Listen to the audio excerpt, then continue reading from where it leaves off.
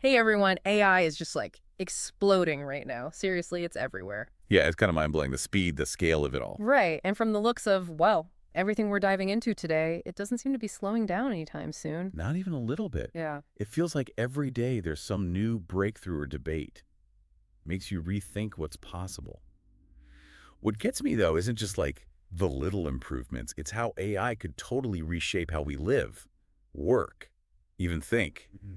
Big questions for sure.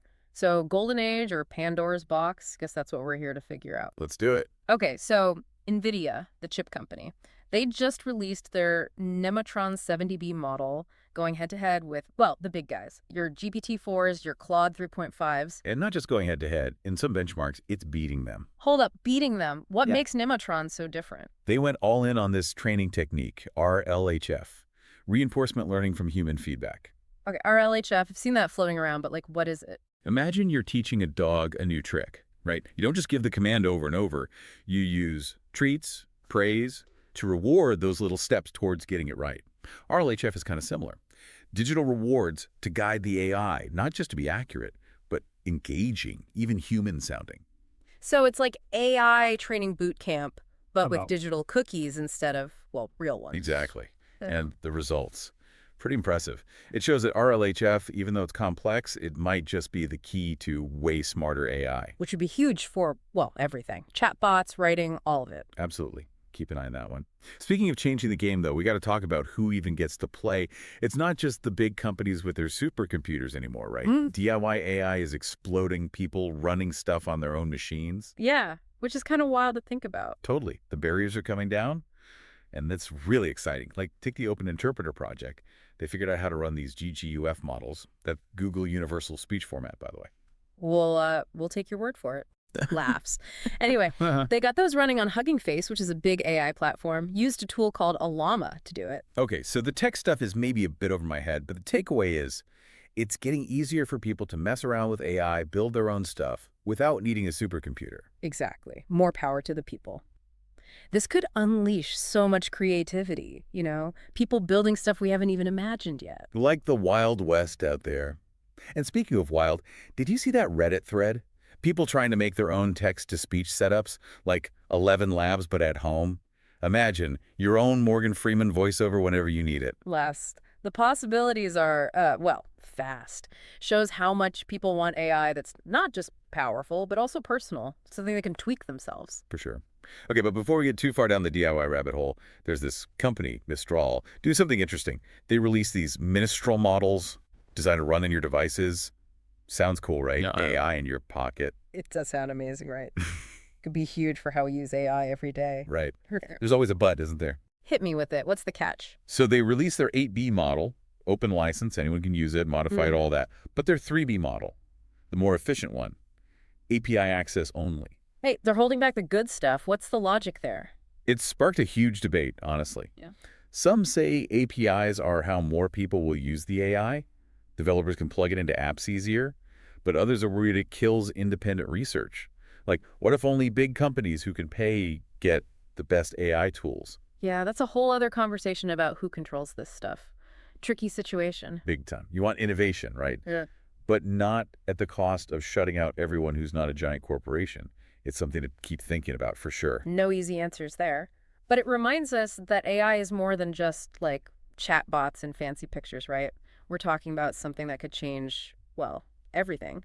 Going through all this stuff, it really hits you how much research is all about connecting AI and like how we think. Trying to build a brain from scratch, basically. In a way, yeah. It's not just can AI do this task. It's can we make it think more like us, learn like us. If we want real collaboration, you got to go beyond just like data dumps. Totally. AI that gets context, figures things out, makes those leaps humans do, that's the next level. And that's where it gets really interesting. Like there's this team from MIT and NVIDIA. They've developed this method, duo attention. Duo attention sounds intense. It's about efficiency, mostly. Yep. Let's a single GPU, so one graphics processing unit, the thing that does the heavy lifting for AI, it lets it handle a ton of data, like 3.3 million tokens at once, 6 times what we could do before. So faster, basically. Way faster. Right. But it's not just about speed. It means AI can process like whole chunks of text now. Imagine summarizing a whole book accurately or having a conversation that actually, flows. Okay, that's impressive, but aren't we talking massive energy use with these bigger models? That's the thing, right? No. It's a concern. But duo attention, that's part of the solution too. More efficient AI means less energy wasted. So win-win. We get smarter AI and save the planet. I'm down with that. But there's still debate about how far this stuff can really go.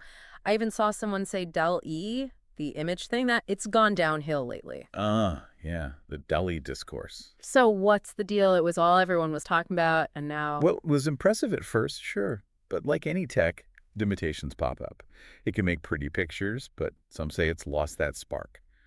Originality. Like, it's a good art student, can copy the masters, but can't paint its own masterpiece. Exactly. Mimicry versus real understanding. More data doesn't automatically equal intelligence. You got to be smart about how we build these things. So it's not just bigger models, it's about making them think for themselves in a way that, well, doesn't go all Terminator on us. Right. And that's where this chain of thought decoding research comes in, trying to get AI to reason through problems on its own, not just here's input, give output. So AI that can plan, strategize. Well, kind of. It's early, but that's the hope. AI that can think several steps ahead, make connections we don't explicitly tell it to make. Which is exciting, sure, but kind of freaky too. No kidding. Makes you wonder what think even means anymore. We're getting into deep philosophical waters here. Right.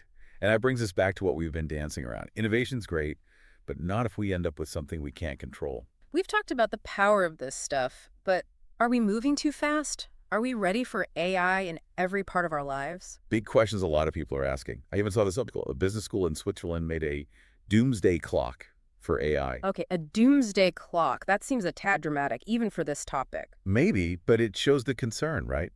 What happens if this stuff gets smarter than us? It's not just sci-fi anymore. People are seriously talking about AI safety, ethics, regulations. Like that whole debate about Mistral and the paid API. Some folks worried about who gets access to the best AI. Exactly. How do we push boundaries and make sure everyone benefits? It's a tightrope walk, for sure. I don't know about you, but my head's spinning a little. We've got AI doing things we never thought possible, but also existential dread about doomsday clocks. It's a lot. We see the potential, right? But figuring out the path forward, that's the tricky part. How do we make sure we're not just blindly running towards these shiny new toys? Exactly. So if we are going to explore this AI frontier responsibly, what do we need to keep in mind? What are the big takeaways? I think we got to stop thinking just about the tech itself, more about the why. Why are we building this? Who benefits? If we don't ask those questions, things get iffy fast. So less how and more why. Got it. Exactly. And that takes everyone working together. Researchers are great, but we need ethicists, policymakers, the whole shebang to make sure AI is used for good. So it doesn't become this thing we lose control of, yeah. Right. And honestly, we got to bust some myths too. Robots taking over, all that. It's more complex than that. AI is a tool. Like a hammer, it can build a house or, break stuff. Depends who's holding it. Which is why understanding it matters. The more people who get AI, the better choices we make. 100%. And not just the tech stuff, but the ethics, the risks, how it impacts everything. We need open conversations about that everywhere, not just in labs. So we don't just end up making the same mistakes, but with fancier tech. Exactly. We need to be asking tough questions of the companies building this stuff, holding them accountable for what they unleash on the world. This isn't just on the experts, then. It's on all of us. Right. The future of AI isn't some set path. It's being decided now by what we do, the choices we make today. We're all shaping this, whether we realize it or not. No doubt about it. And look, yeah, risks are real, but we can't forget the good stuff either. We've seen AI doing amazing things, medical breakthroughs, fighting climate change. Okay, so there's hope, too. Oh, tons. This stuff has the potential to make things better for everyone, if we do it right. That's a future worth fighting for, then. Absolutely. So, to wrap up this wild ride through the world of AI, I guess what we've learned is stay curious, stay informed, and most importantly, stay engaged. Because the future of AI, it's not happening to us, it's being built by us, right here, right now. Couldn't have put it better myself. And on that note, until next time, everyone, keep exploring, keep asking questions, and keep diving deep.